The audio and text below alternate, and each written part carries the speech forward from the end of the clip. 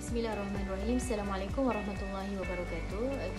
Nama saya Ayu Balkis binti Khalili, bernombor matrik 1193165. Hari ini saya akan menerangkan sedikit mengenai revolusi industri 4.0. Revolusi ini dia merupakan satu perubahan yang besar, yang ketara yang boleh dilihat di seluruh dunia, termasuk dalam Malaysia. Negara Malaysia tak terlepas juga dalam menghadapi cetusan revolusi ini. Bukan sahaja pada penggunaan alat elektronik yang kita boleh lihat, tapi daripada segi kehidupan manusia pun kita boleh lihat perubahan daripada keadaan zaman dahulu dengan zaman sekarang. Yang mana zaman dulu kita menggunakan teknologi ataupun melakukan sesuatu kerja secara manual. Sekarang semuanya dapat disiapkan secara pantas dengan menggunakan teknologi yang ada, menggunakan revolusi 4.0 ni lah. Tapi setiap perubahan ni juga dia ada kesan yang baik dan kesan yang buruk. Jadi kesan-kesan tersebut akan kami kupaskan dalam kajian kami ni.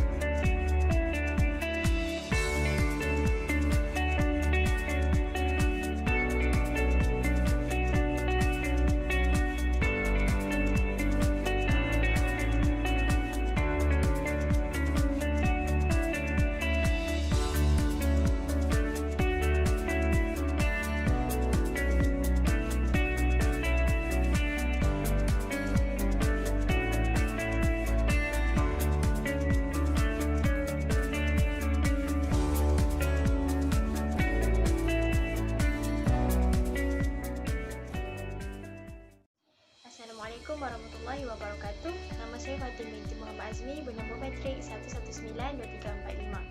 Revolusi keempat, Industri 4.0. Industri keempat, Revolusi 4.0 dan juga Revolusi Industri 4.0 adalah perkara yang sama. Menurut Klaus Schwab, iaitu pengasas Forum Ekonomi Dunia, dalam bukunya yang bertajuk The Fourth Industrial Revolution, menyatakan bahawa revolusi industri adalah dengan munculnya superkomputer, robot pintar, kenderaan tanpa pengemudi, suntingan genetik dan perkembangan neuroteknologi yang menyebabkan manusia lebih menggunakan akal untuk berfikir. Dalam erti kata lain, ia membawa perubahan kepada penggunaan robot dalam menyelesaikan segala aktiviti harian manusia. Secara ringkasnya, revolusi industri ini menggunakan teknologi robot yang telah dicipta khas untuk membantu manusia dalam menyelesaikan segala urusan harian.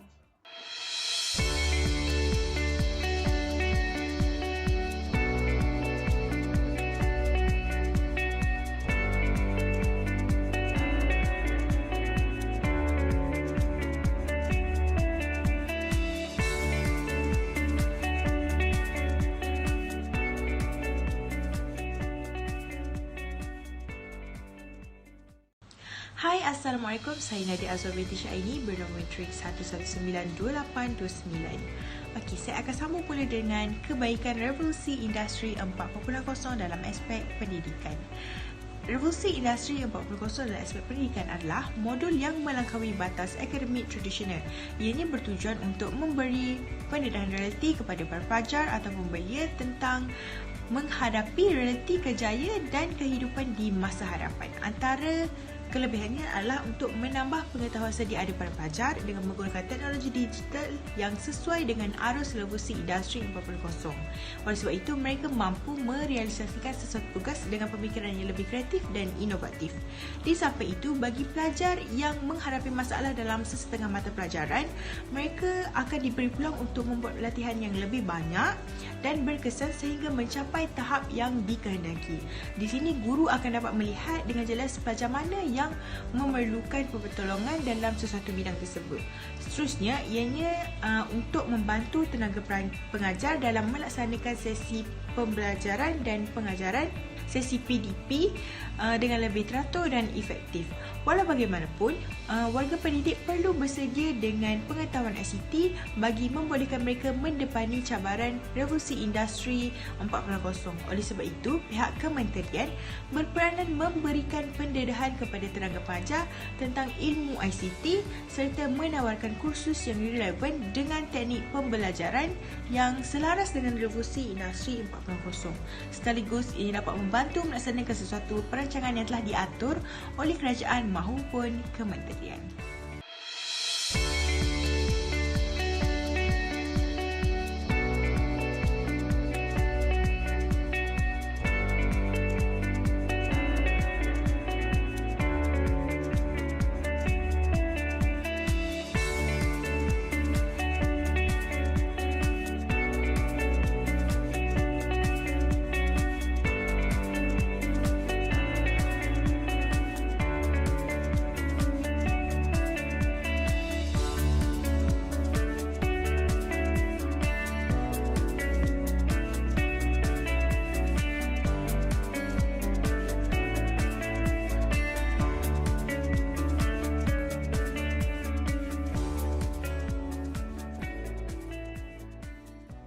Assalamualaikum warahmatullahi wabarakatuh. Nama saya Nurul Anis Nabila binti Darul Ihsan, bernombor matrik 1192387. Tajuk saya ialah kebaikan revolusi industri 4.0 dalam aspek politik. Antara kebaikan yang ada dalam aspek politik ini ialah dapat menangani masalah ketidakseimbangan politik dalam sesebuah negara itu. Politik yang tersusun dalam sesebuah negara merupakan satu kelebihan kerana ia akan menjadikan negara itu seimbang dan stabil. Pada zaman revolusi industri 4.0 ini, kekuatan dalam sesebuah politik negara itu merupakan satu perkara yang sangat penting, walaupun dalam sesebuah negara itu mempunyai berbilang bangsa dan kaum. Selain itu, antara kebaikan yang kedua ialah kemajuan negara akan tercapai setanding dengan negara-negara asing dan negara luar. Menteri Komunikasi dan Multimedia berkata prasyarat untuk kemajuan sebuah negara itu sangat penting bagi sebuah negara kerana ia akan menjadikan negara itu membangun, berdaya saing dan setanding dengan negara luar. Jika perbandingan dibuat dengan negara lain, Malaysia mempunyai perbilangan bangsa dan ia akan menjadikan sesebuah negara itu maju, walaupun pada pendapat negara lain, perbilangan bangsa itu merupakan sesuatu perkara yang akan menyebabkan negara itu tidak akan maju. Tapi Malaysia menunjukkan sebaliknya. Assalamualaikum, nama saya Siti Nur Atirah binti Zaidi, nombor matrik 1192834. Okey, seterusnya saya akan terangkan tentang kesan negatif terhadap revolusi industri 4.0 ataupun kita selalu panggil IR 4.0 kan. Okey, saya akan bentangkan dulu dalam aspek keagamaan. Kesan yang pertama, manusia terlalu takjub dengan teknologi yang canggih ini sehingga melupakan agama. Macam kita tahu, bila seseorang tu lupa agama, dia akan makin lalai, makin lemah dalam hidup dia. So kita, even teknologi yang canggih ni, makin lama makin canggih ni, kita tak boleh lupakan agama. Okey, contoh sebagai contoh, anak-anak muda zaman sekarang, diorang lebih terseterong dengan telefon bimbit, seperti main online game, tengok YouTube kan. So kat situ dia ada kesan dia diorang kurang didikan awal mengenai agama. Okey, kesan negatif yang lain dalam aspek keagamaan ini adalah penyebaran berita palsu yang semakin berleluasa. Okey,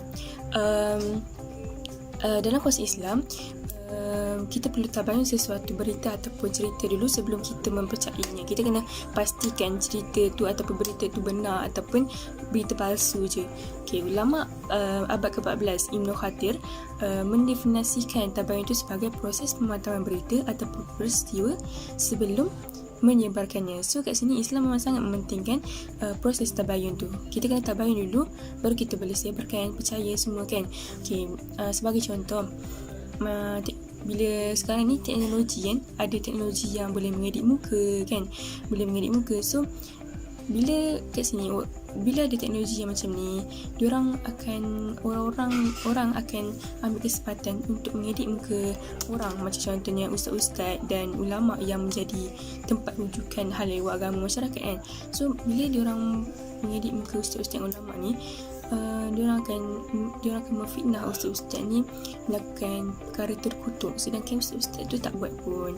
So kat sini berlakulah penyebaran berita palsu. So bila masyarakat setengah masyarakat tu dia tak bayang dulu, dia tak pastikan dulu ni betul ke ni, tapi dia percaya je bulat-bulat. So kat situ boleh timbulnya kurang kepercayaan masyarakat tu kepada ustaz-ustaz yang ulama-ulama, dan agama Islam pun dipandang sero.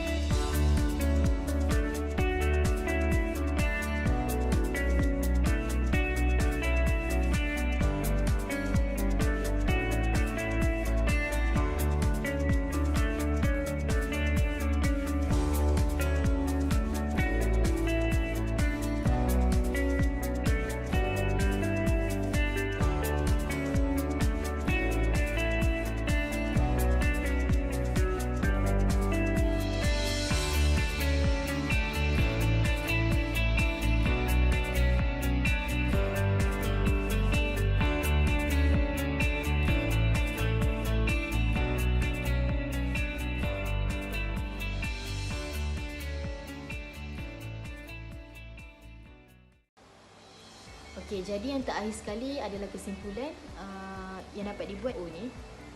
Bagi seorang mahasiswa Muslim, khususnya aspek nurani sebagai salah satu cara untuk lebih memajukan diri, ekonomi dan negara dalam pelbagai aspek yang ada, kerana akidah dan akhlak manusia tu yang akan memandunya ke arah ke arah kesejahteraan dalam masyarakat.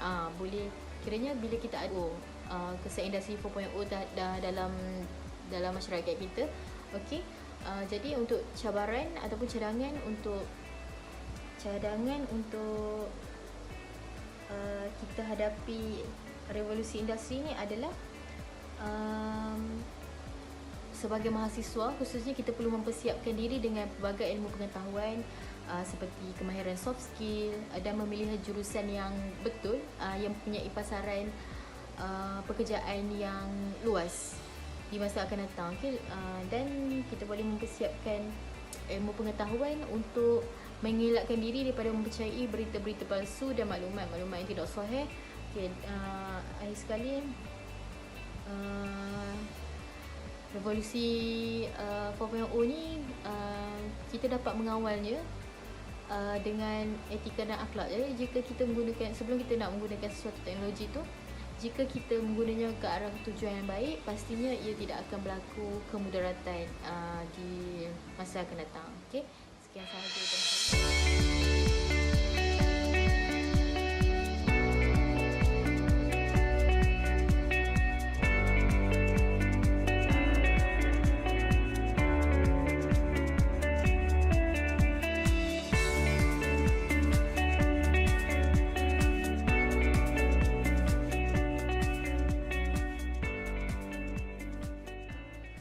Daripada saya dan kawan-kawan saya, sekian, terima kasih. Assalamualaikum warahmatullahi wabarakatuh.